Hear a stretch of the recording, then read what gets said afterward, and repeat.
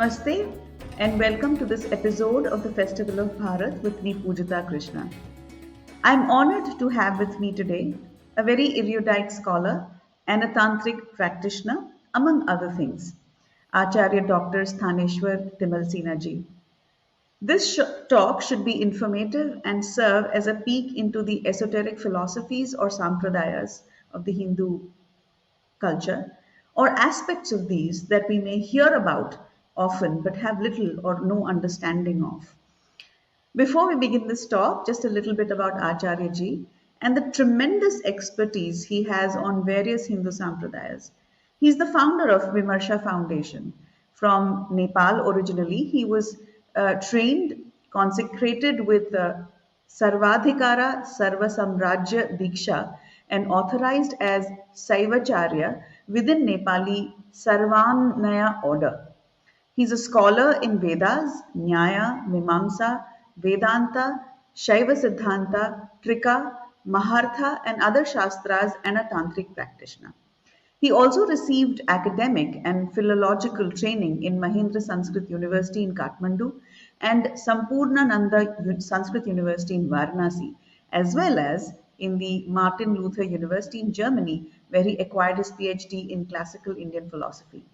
He is currently professor of religious studies in San Diego State University, USA. He has long dedicated himself to the goal of preserving the traditions he inherited in a modern institutionalized way. First, by founding the Tantric department of Nepal Sanskrit University in Kathmandu, then also by speaking on Sanskrit Shastric traditions widely, and finally through founding the Vimarsha Foundation with the goal of preserving classical Shastric and sadhana training.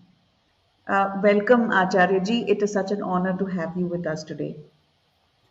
Thank you so much, Pujitaji. Thank you for having me here. I'd like to open with the subject of Kaali, Ma Kaali, because there is so much confusion, controversy associated with her, unfortunately. And in fact, recently there was you may not be aware, but there was an instance of, a public intellectual, somebody called Mr. Jordan Peterson, I think his name is, who mentioned or how he called her the goddess of the underworld or something like that, and there was a lot of furor over his tweet on Twitter. Apart from that, time and again we keep seeing a lot of loose talk, sometimes misunderstood, misled, misguided. So I think it's important that somebody like you, to use the word demystify is probably doesn't serve justice, but if you could demystify her for the layman.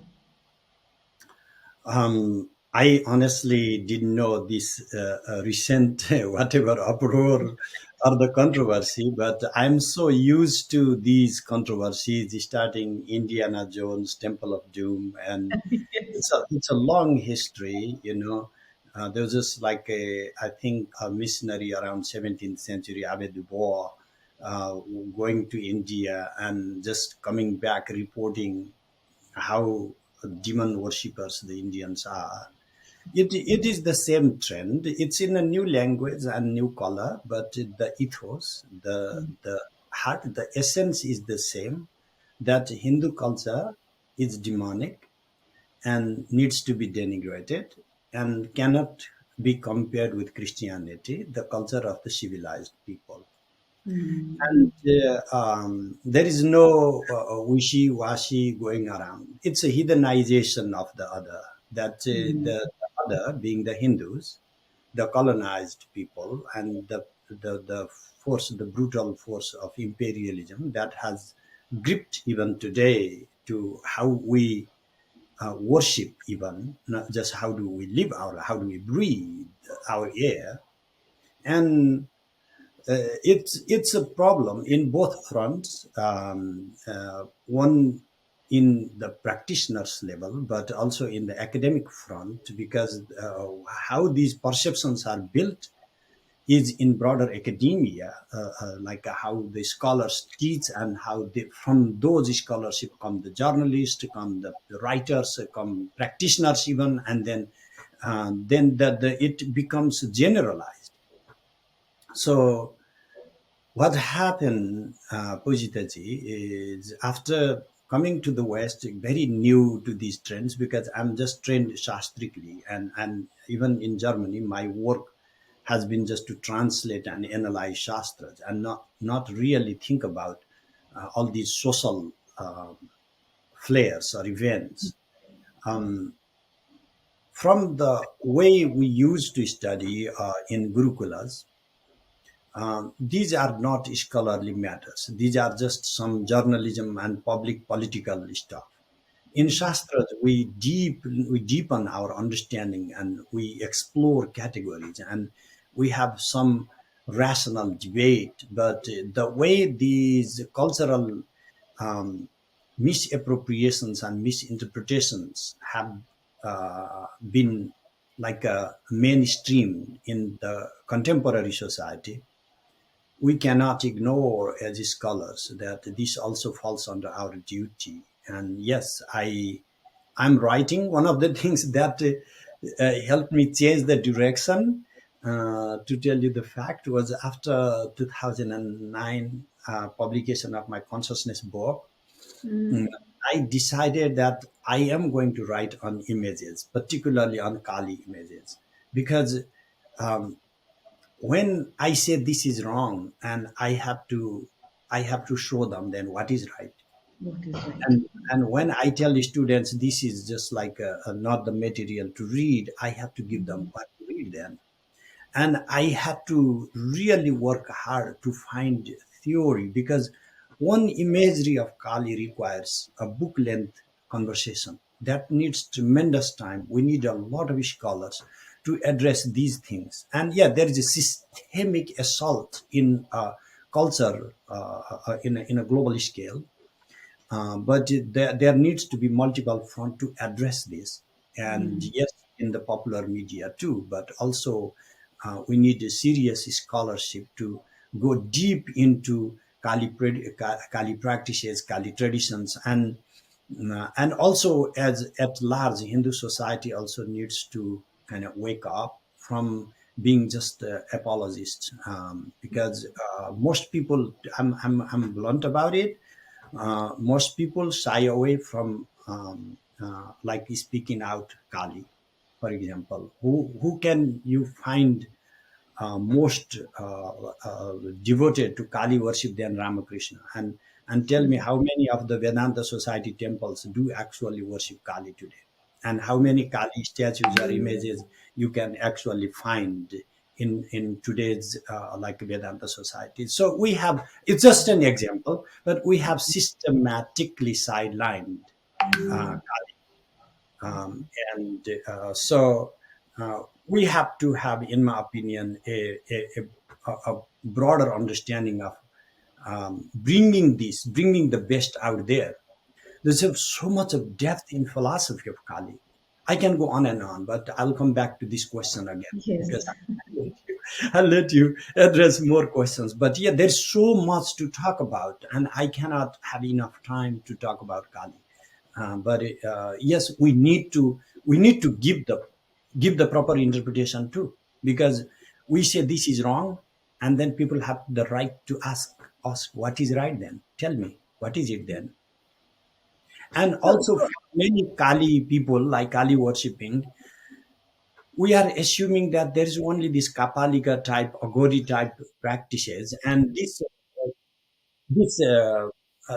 demonization, not it's not been a one way street. Even in Indian popular culture, mm, you can see like shaitan tantric worshipping Kali and those kind of things. yes. What are we telling to a wider audience is that Kali is dangerous. Fearsome, yes. And when people see Kali statues and images in my house, and not the non-practitioners, the practitioners themselves, the Hindus themselves come and frown and, oh, you have Kali here. Is it okay to keep Kali in the house? Mm. I'm like, she's my mother. What can I do? Would you just dump her if she's black?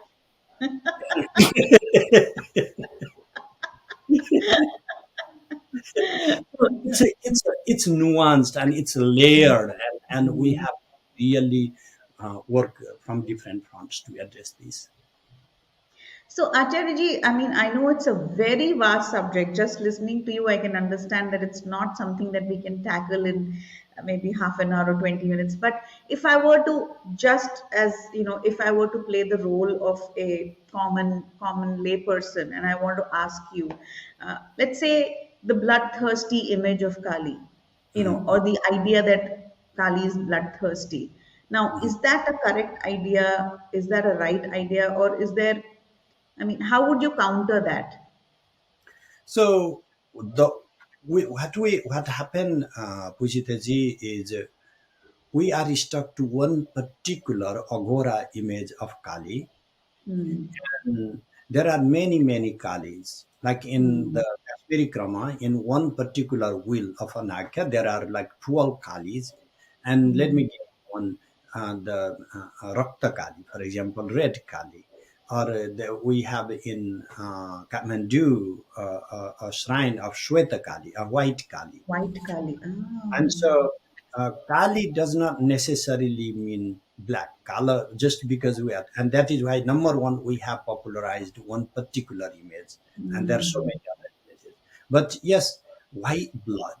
Because blood has signified so much of violence, and the blood oozing out blood. We for us it's a without going to literary theories, without going to metaphor and metonymy, I cannot even start talking about it because the blood here signifies rejection, throwing out of or consuming, dissolving the Rajoguna, and tamas, oozing out, releasing, is also rejecting tamoguna. What is Kali? She is Shuddha Sattvatmika, pure Sattva. Therefore, she rejects, she throws out the black. That is what you see black outside, you see red outside.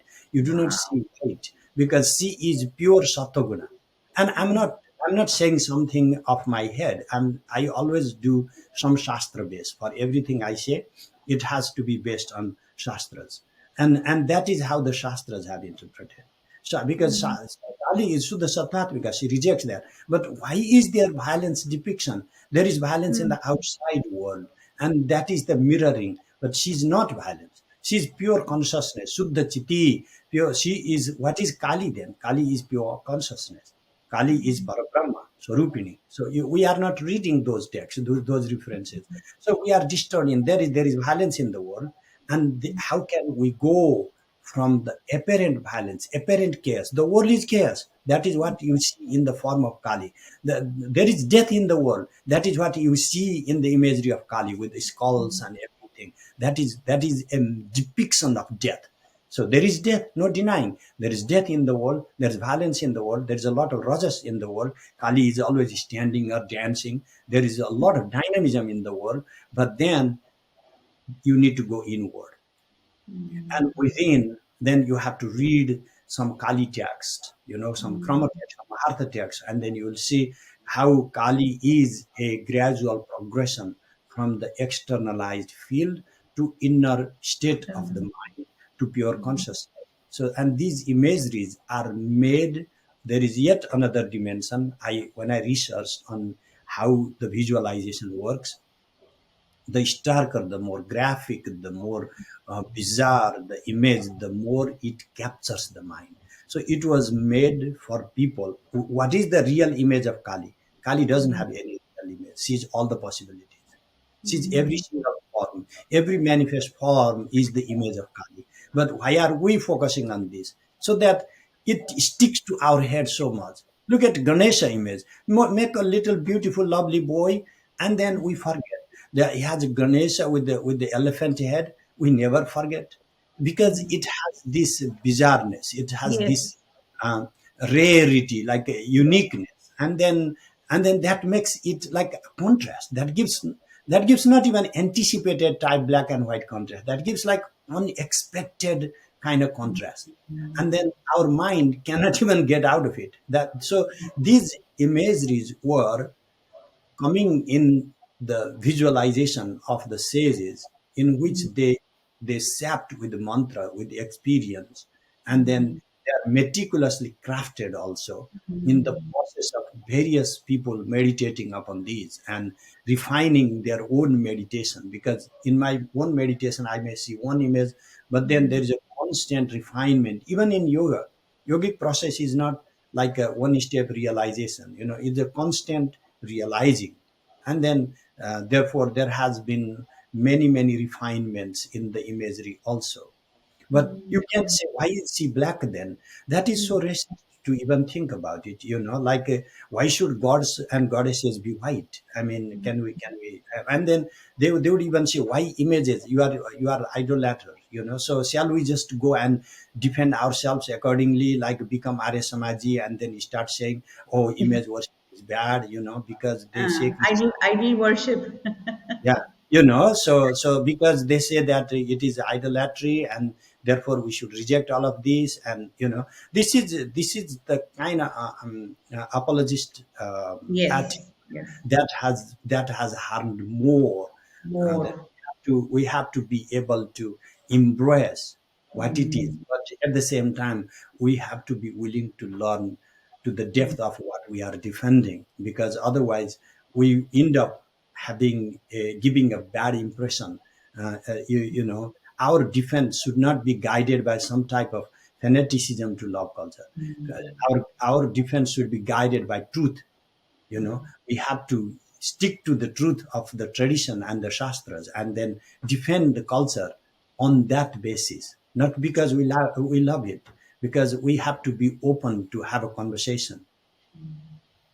Yes. Could you tell us a little bit about your own tradition, which is a Sarvam Naya tradition, which is, I believe, worship of Shiva and Shakti aspects. Am I right? Yeah. Yeah. So the You. the Sarvam Naya, to my knowledge, goes around 12th century, maybe more ancient, but I do not know. I do not have concrete shastric materials from that, but it's a long lineage of traditions. What I see these days is like some people worship Kali and then they go and Kali devotees and do whatever, and then other people like Tripura Sundari, many in the south. I was I and many people worshipping Tripura Sundari, Tripura, and then there is as if no communication. And some people assuming worshipping Shiva and they do not know the depth. But the Agamas, when you read the Agamas, the central image for Sarvamnaya is Pashupati. In Nepal, we have Pashupati. The central image is Pashupati. Pashupati is worshipped with 5 faces and sometimes sixth face, lower face. So all the agamas are revealed by Lord Shiva in dialogue with Parvati, 92 of them. And then these agamas are all true because they are the revelations of Lord Shiva, and therefore they are somehow integrated. Otherwise, if all the agamas are the revelations of Shiva, and we discredit some of the agamas, how can we worship Pashupati with 5 faces? Because he is the originator, he is the author, he's the speaker of all the Shastras. And therefore, we had to automatically integrate all the agamas. And so, in 5 faces, like Sadyojata, Vamadeva, Tatpurusha, Aghora, Ishana, we have 5 goddesses in accordingly, corresponding to these Shiva forms. And basically, every mantra has Shiva aspect as well as Shakti aspect. All the matrikas have Shiva aspect as well as Shakti aspect. And we cannot separate them. Like every instant of consciousness has both Shiva and Shakti aspect.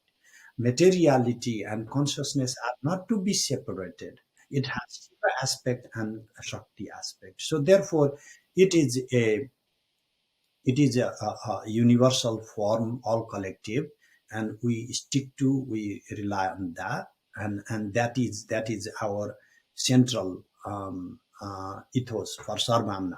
So in Nepal, like most people don't even know the goddess named Kubjika, but in ancient times, What, Pujita or Urjita?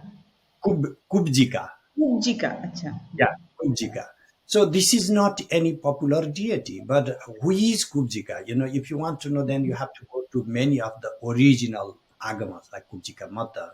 Shastrika, Samhita, all these very ancient agamas. And then we have kept it alive there. And so we integrate Kali, Kubjika, Tripura Sundari, and the Trika system. And this is not something we are doing today. This has happened long, long time ago. And we are simply maintaining liturgies. Most people in Nepal do not do philosophy, but they go to worship. And Yes. this is what they worship in their daily practices. Not everybody, but the tantric initiates.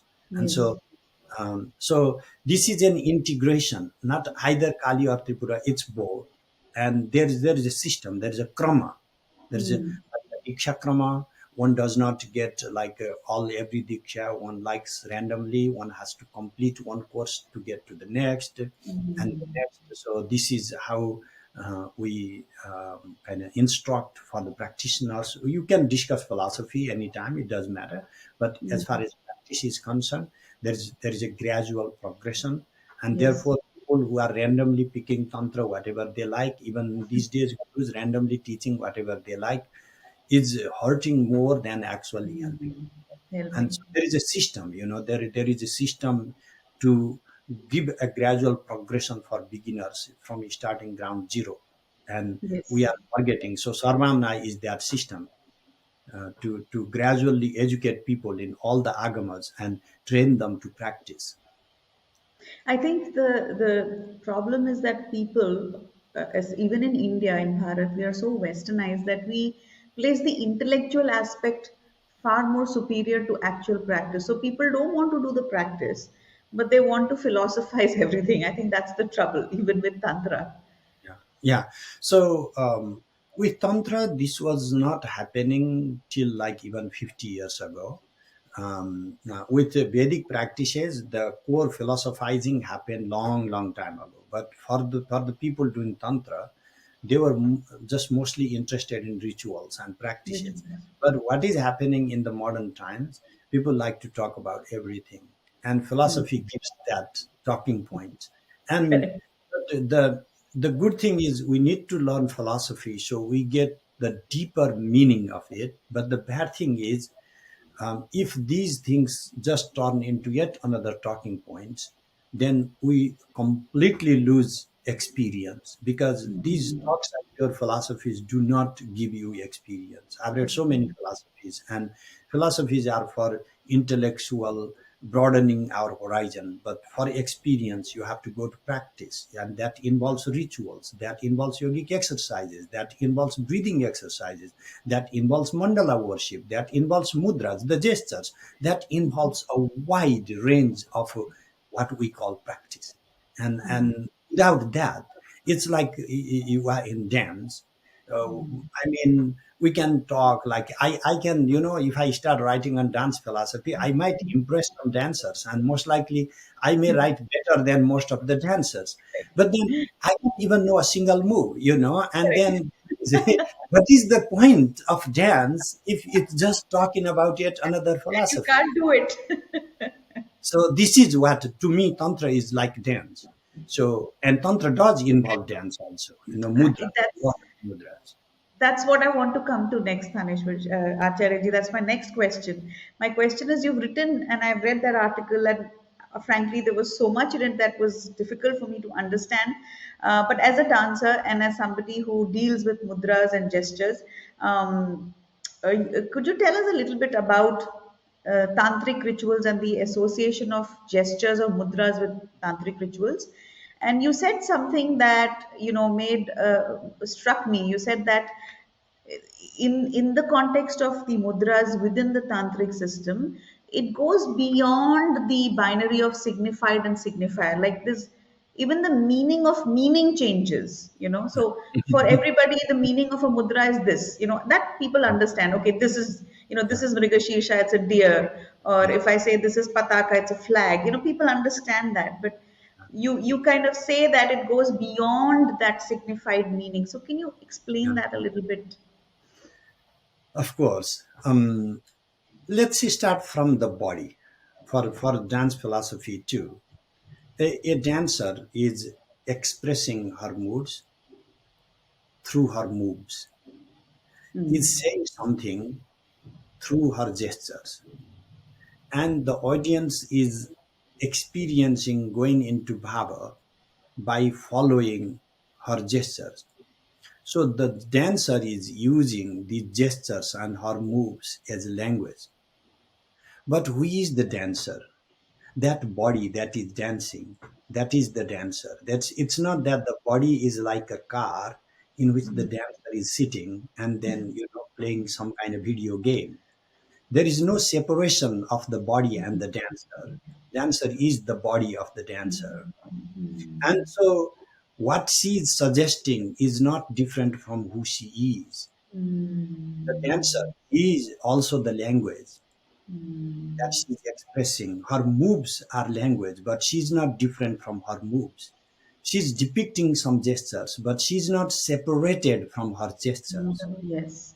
She's one. The language and the language user, the speaker. And let's go to common language. What happens when I say a cup?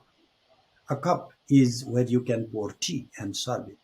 Immediately in your head, something object comes out, and you do not just stick to can you give me a cup, and then the person cannot just repeat cup. He has to bring the cup. So that is the in the common language, signifier and signified, the word meaning are always clearly separated. Therefore there is always a gap. There is a dichotomy between the signifier and the signified. So therefore what happens, the signifier, the word is not real. When I say fire, the word is not real. It doesn't burn me. But you bring the fire. That is real. That burns. So, but if these gestures are only saying something, then gestures are also not real. Correct. If mantras are saying something else, then they are like Christian prayers. They are not real themselves. They are worshipping, calling, summoning gods. But that is not how mantras are understood. Mantras, the very words, the potency of mantra lies in the articulation of themselves. Mantras are living body for the practitioner. So therefore, it is not a signifier of the goddess. It is not a prayer to the goddess. It is the goddess. It is the body, the mantric body of mantra is the mantric body of the goddess. The gestures, the same way, are the corporeal expressions of the goddess, corporeal unfolding of the goddess. The same way, mandala is a geometric expression of the goddess. So we cannot really understand this philosophy as long as we are resting in this dualistic philosophy of sign and reference.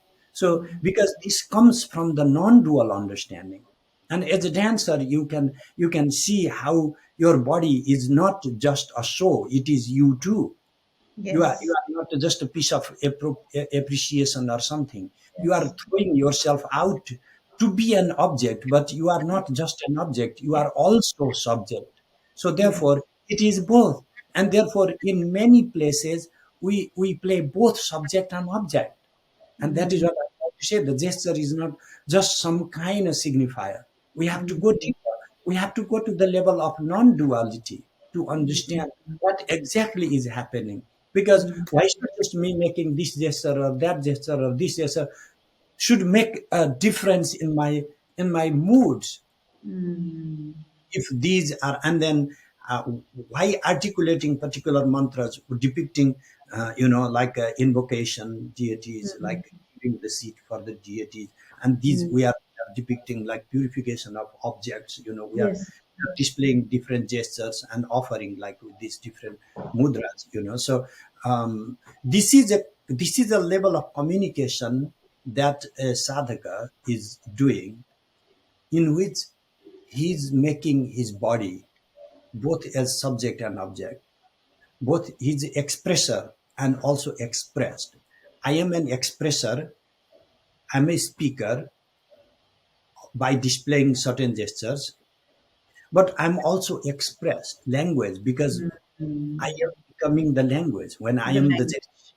When I True. am the gesture, because no, we only see hand gestures in the case of tantra many times, but as a dancer, her whole body is the gesture. And then she becomes both the gesture and the subject displaying the gesture. Therefore, we cannot understand this relying on this dichotomy of the signifier and the signified. Hmm. Wow, Hey, how profound. It is so profound. Oh my. You mentioned mantras also as part of the very intrinsic part of the tantric ritual or any ritual, in fact, whether it is Vaidika or tantric. There's a lot of use of you just showed us some complicated gestures. Even the priest in the temple, when we do a puja or an archana or a prayer, they do these even in a Vedic temples. Agamic temples, they do these gestures. And mantra obviously plays a very important role in worship. So, can you explain the significance of a mantra? Because we all know, we all have used, no, we've heard the word, we know, we use it, we also know a few mantras, but we don't know. Is it important to know the meaning of the mantra? They say no, it's not important to know the meaning. If you just chant it, it creates a certain vibration. So there are a lot of multiple layers of I think people are not very sure about what it really means. So could you talk a little bit about the potency of mantra? so let's start from what is happening. I go to some houses of the people, spiritual type people, and I would see, they would have this running, like a non-stop running of some mantras. You may have been to some of those places, like some cassettes, some pre-recorded things. And I ask them, why do you do this? And they say it creates vibration, atmosphere, something, you know. I really sincerely do not know that. I cannot confirm or reject something I do not know. That is not how rishis anyway understood. They had to be personally articulated. You have to have the person experiencing them. You have to have the subject expressing, articulating, reciting, not a cassette. And it is the consciousness that makes the difference, not the machine. But then, what does that mean? That if we are just simply using our motor organ, like even in repetition, we can just let the motor run and say Om Namah Shivaya, Om Namah Shivaya, Om Namah Shivaya, and then not have our mind going somewhere else, consciousness moving completely in different directions. Then what is happening? We are doing the same thing, only letting the motor take care of the business, and then there is no effect, in my opinion. And therefore, what is mantra? You have to give manas. If you do not have your mind into it, how can that be tra, protection? It has to have manana, reflection, and trana, protection comes due to manana, contemplation. Mantras are devices for deepening our experience by using it as a template for a focus of the mind. And if the mind is not there totally absorbed, then there is no mantra actually working. So therefore, the mantra, what is mantra then? Mantras are actually the articulation and expression of the totality, the divine, the Shiva, Brahman, whatever you say, in the sonic form. If the world is a physical expression, mantras are the sonic expression of the divine. And then these are the purest form of speech. And by rejecting our everyday speech, when we go back to mantras, the task of mantras is not again like a sign and reference to say something about the world.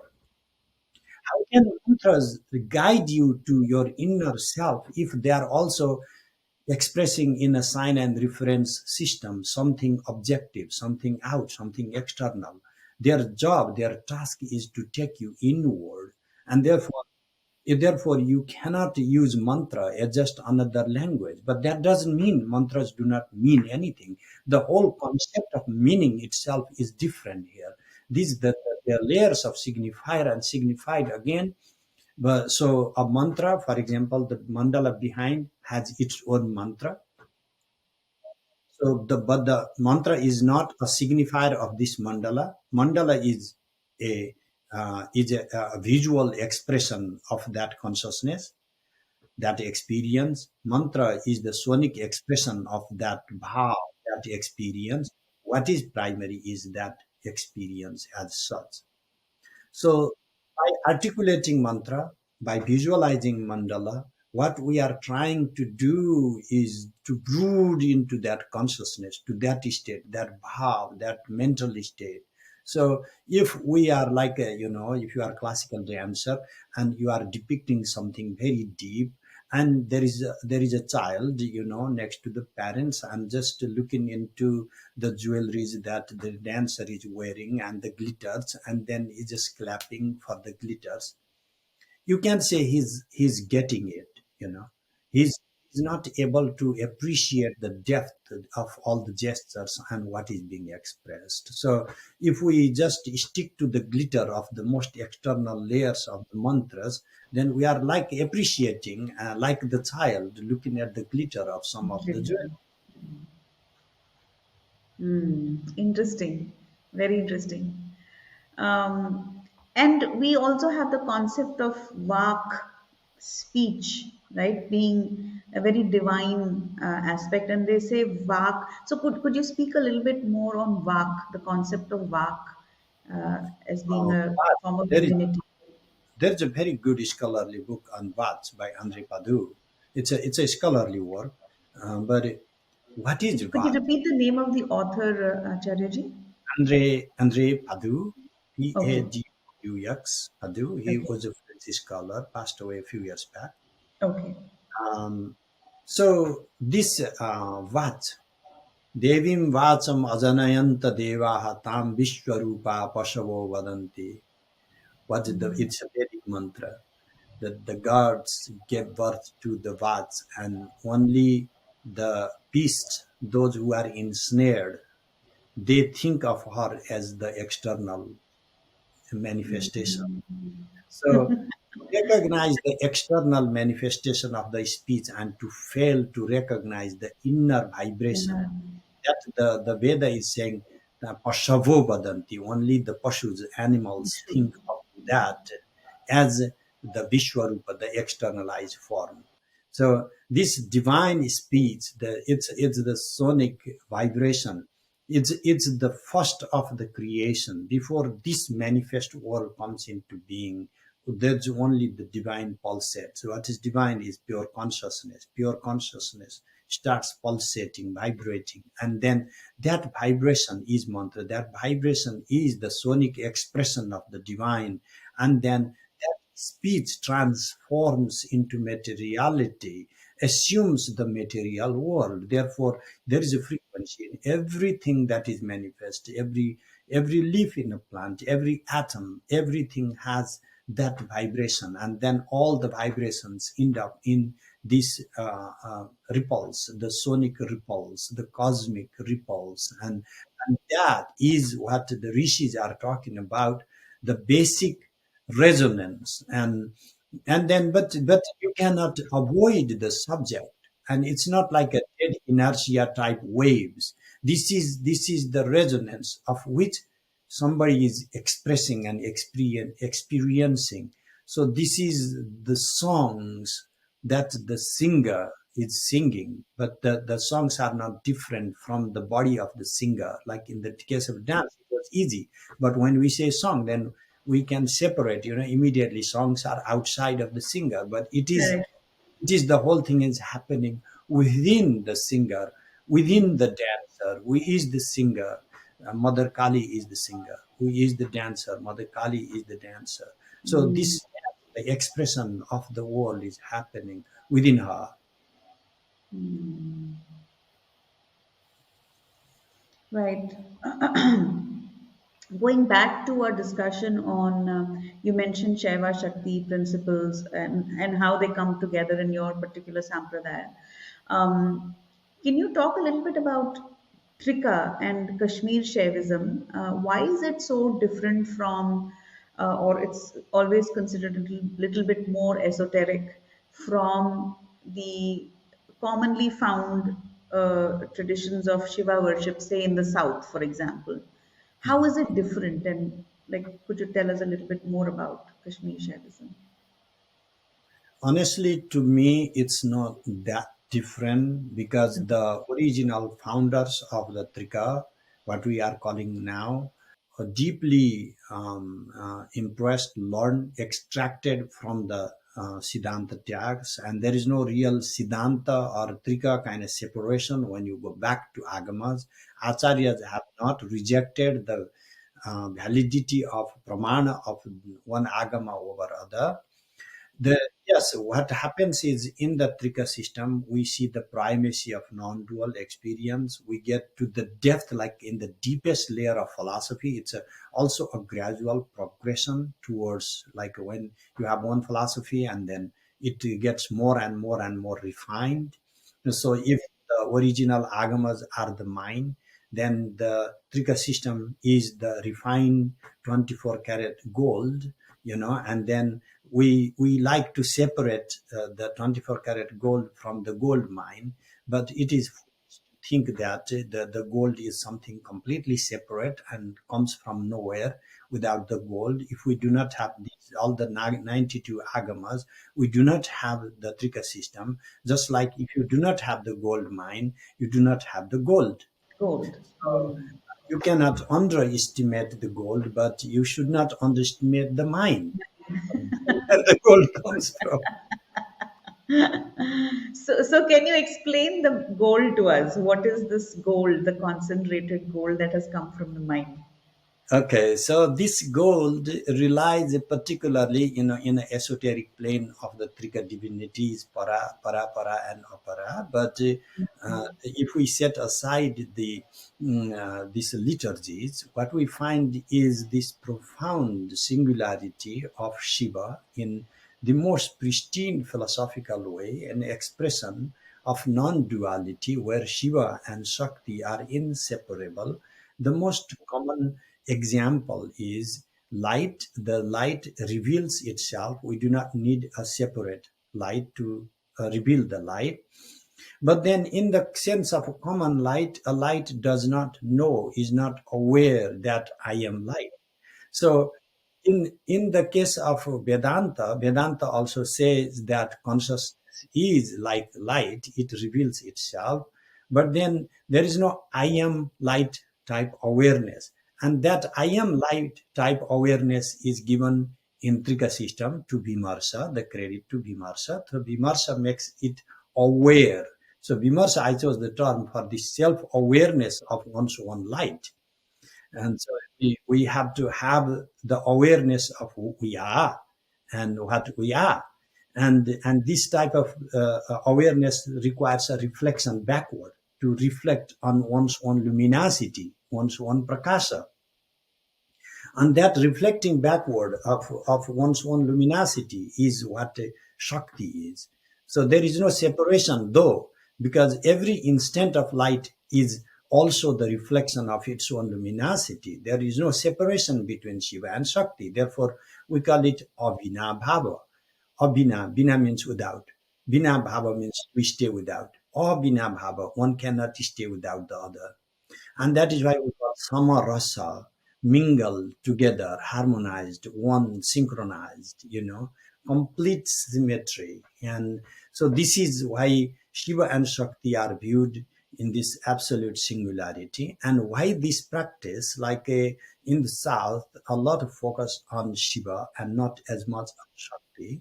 And then in the north also, and also to some extent like in Kerala, also separate type of Shakti focus on worshipping Tripura Sundari or Kali, and not really integrating Shiva. So this is the total integration of Shiva and Shakti. Therefore, like if you read Abhinavagupta, he has written on Krama. He has the Tantra Loka is primarily Kali Krama, and gives the Trika liturgies, and the same way he has written Kalika, Stotra, and all. And then Shiva is still at the center. So goes to, the whole thing starts with Somananda and Vasugupta, the early founders of the Trika system in Kashmir. Um, Everything Kashmir is exotic, like Yes. Yes. so it is more exotic, but we should not think of this as categorically different. And generally, I sometimes don't even take these questions seriously, and I say, oh, people from Nepal like to believe that we one tradition, or Kashmir people, or southern people, and it is, we all are based on agamas. We all are. There is no southern Shiva and northern Shiva. We are all worshiping Shiva.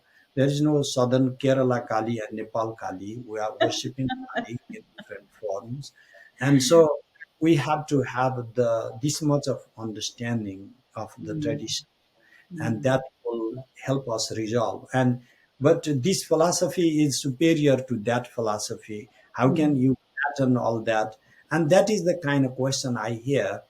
But that is also, I mean, on what ground can we say which is good and the Superior. bad? Because these are meant to give us experience. We start somewhere, not not start from rejecting what you are experiencing. Embrace your experience, start from there, but do not deny other experiences as also real. Therefore, it is not, the trika is not just non-dual. It is the above all these, duality, non-duality, duality and non-duality. And then it is the utadutirna. It is beyond duality and non-duality. So we have to forget these categories at the end of the day. When we merge into Shiva, it doesn't matter. This our dualities and non-duality discourses are only for the scale of the mind and language. At the end of the day, we have to surrender our mind. We have to surrender our language. We have to surrender our expression, and that is when we get to this absolute. So therefore, this in what we learn in Trika is not just going to non-duality; it is beyond non-duality, so that it does. I mean, they have acharyas have systematically borrowed from a wide range of the texts that we consider these days like southern, and Siddhanta is not necessarily southern. Many of the authors of the original, the Siddhanta text also hailed from Kashmir. So the very distinction is flawed, and we have to have a holistic, view, rather than a dogmatic. This is my agama, this is my deity, and then the rest are not mine. That type of attitude has hurt us more. And again, Sarvamnaya is the best example for that. How we integrate Integrate. these original srotas, transmissions of Lord Shiva within the single system.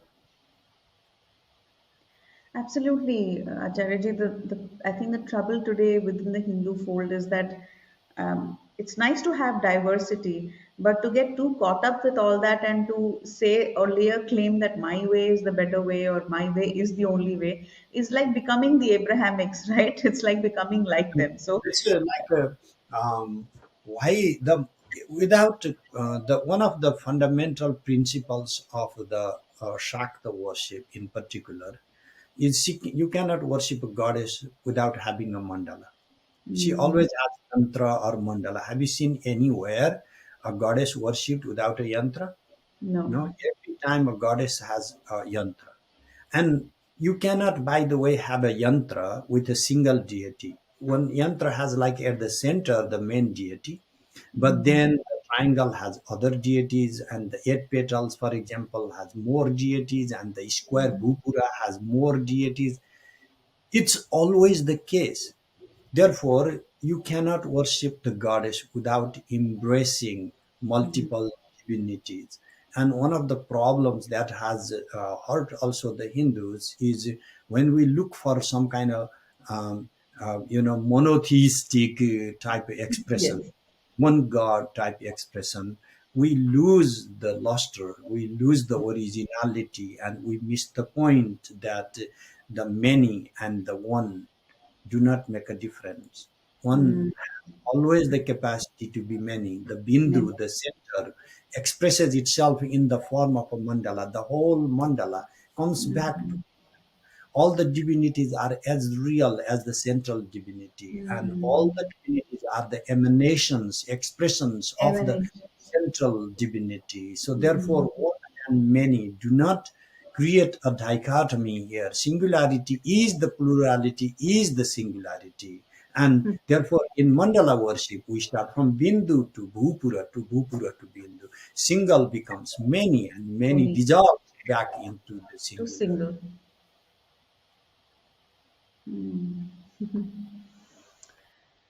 Um, I have one important question, and I saved it for the end, which was, and something that I myself, with my limited knowledge, I've always wondered about there's so many strands of our sampradayas and, darshanas, if you will. So there is Vedanta, and then there is this, the Tantra, the path of the Tantra. How different are they? Again, like you said, there aren't differences, but there must be some core philosophical difference between the two, right? Vedanta, and again, Vedanta has Advaita and Dvaita and so on. So what is the difference, core difference, or is there any, or there's none? Let us say just Advaita Vedanta, because when we go into dividing all the different schools of Vedanta, then it takes hours to just, Yes, figure out yes, their differences. yes. Um, with the goal of Advaita Vedanta as well as the goal of Tantra is the same as far as Mm, self realization is concerned. Tantra is more theistic in the sense that it embraces worshipping the deity, repetition of the mantras, visualization of the mandalas more seriously. If you are a serious Vedanta practitioner, you are supposed to only reflect on Vedanta Vakyas, the Upanishads. And nowadays you can see Vedantis worshipping and even doing Havan. That doesn't make sense to me because Shankaracharya rejects these things, honestly. And so um, these are maybe used for chitta suddhi, but these cannot be immediate means for realization from the strictly Vedanta point. But from the Tantra point, these are as valid the means as a realization philosophically or meditation. Rituals are as authentic as sitting in meditation.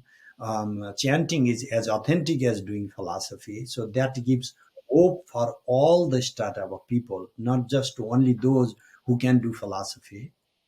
But then it goes a little beyond that. That Tantra embraces the world as a real expression of the Divine Mother. The earth I'm living in is the body of the Mother. It's not Maya or illusion or avidya, ignorance, and I have to get away from. It is the place I'm in. I'm her expression, as well as this world is also her body. The divine, the world we are in is the body of God. So therefore, it is not to be shunned or something to run away from. Our worldly pleasure, the same way, is not a hindrance for our self-realization. We can embrace our life. We can embrace our sexuality. And this freaked out many Vedantins. Oh my God, these guys are talking about embracing. That is horrible. They are going to go crazy. So this is about accepting our real world and accepting our real life and recognizing the world as it is, as real. But there is more to, rather than either or situation, it is more mm, situation. Like what Nandra is saying, as this is also good. If you mm. enjoy, suckling on like a sugar cane stick, that is good. But Yes. if you like some chocolate, here you have, so it's not that we are saying the sugar cane is horrible. It is just that there is some more refinement you can have.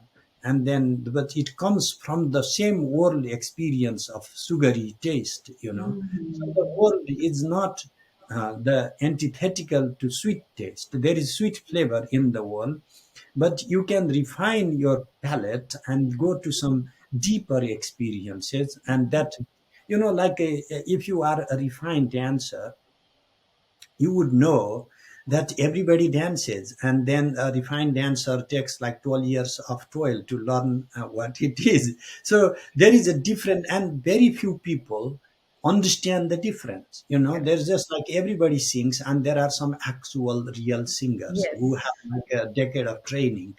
And then you can't say, okay, everybody sings. Why are they wasting time? So this is not like that. You know, everybody sings. There is song and there is refinement. So what Tantra is saying, devices to refine our own experiences, but not reject our everyday experiences. So in that sense, too, Tantra is a bit different, but there is not a categorical difference as far as the goal of self-realization is concerned. Both are embracing the same thing. One talks about fullness, in the sense Tantra, you know, Purnata, Purnahanta, the complete yumness. This is a Trika category, Trika term.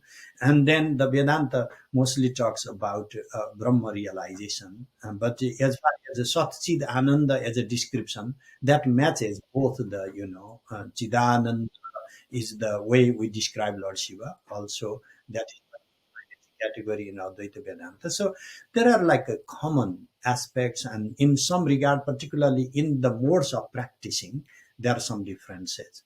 So Vedanta practice is not really a term in my opinion, because realization is not a practice. You see, Vedanta is about direct realization.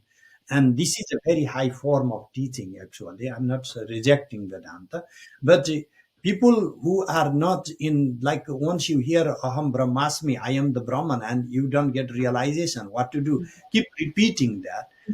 You know, I don't know how much helpful that is going to be.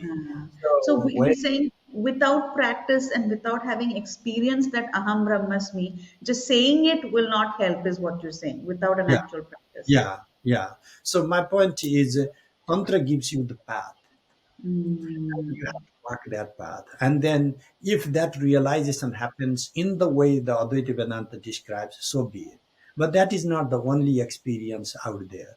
Abhinava Gupta's experience may be a little bit nuanced and a little bit different. Ramanuja's experience may be a little bit nuanced, a little bit different. So we do not have to say only this Acharya is true. What is our business? Do we want to have the experience?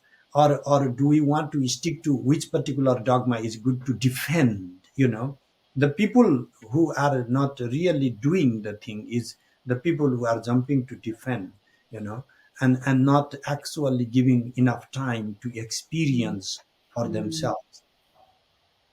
Wow. My God, there's a this is a lot you have given us in an hour. I think almost, Acharya ji, has a lot to think about, to mull over, and it's just it's a, I'm sure it's a little peek into this world that exists, of uh, what can I call it, of spiritual experience, for want of a better phrase. And the fact that this culture has given so many pathways to do it is just so wonderful. And I thank you so much for. I know it's very early for you in the US, and you still made the time. So, my heartfelt gratitude, Acharya ji, for giving us the time and sharing these profound thoughts and insights with us. I think we need to do, perhaps in the future sometime, maybe think, and maybe come out with another talk where we deal with some of these topics with a little more, more in depth.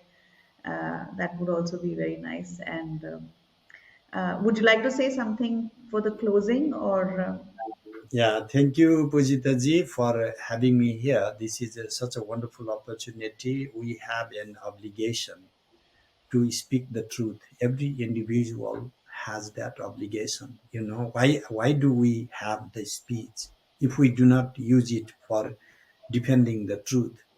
And how do we speak for these things is by educating ourselves a little bit, not being dogmatic, not being just like, this is how the Guru taught and I cannot change, or not saying this is how my grandma taught and I cannot change, but just opening ourselves up to learning from different taps. Like, you know, if you drink from different taps, the same way, learning from different shastras, and not really following cult, because you know these days everybody is enlightened, and so following the shastra and the acharyas who actually follow advocate shastras, so that therefore we are not misguided into a cult or the other.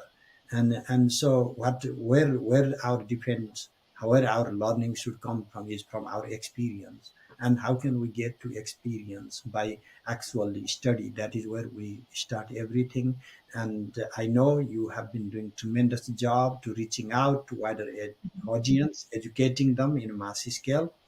I'm with you there. Anytime you need me, I'll be there. Thank you Thank so you so much for that, Acharya. Thank you so much. And yes, we'll have you again sometime soon. And yes, I'll take your leave. To our subscribers, to those who are watching, once again, please, if you haven't already, don't forget to subscribe to our channel and share this content with your friends, family, because we need the word to get out. We want people to watch this kind of content to spread the word of Dharma. And please come back for more content. Keep watching us. Dhanyavad.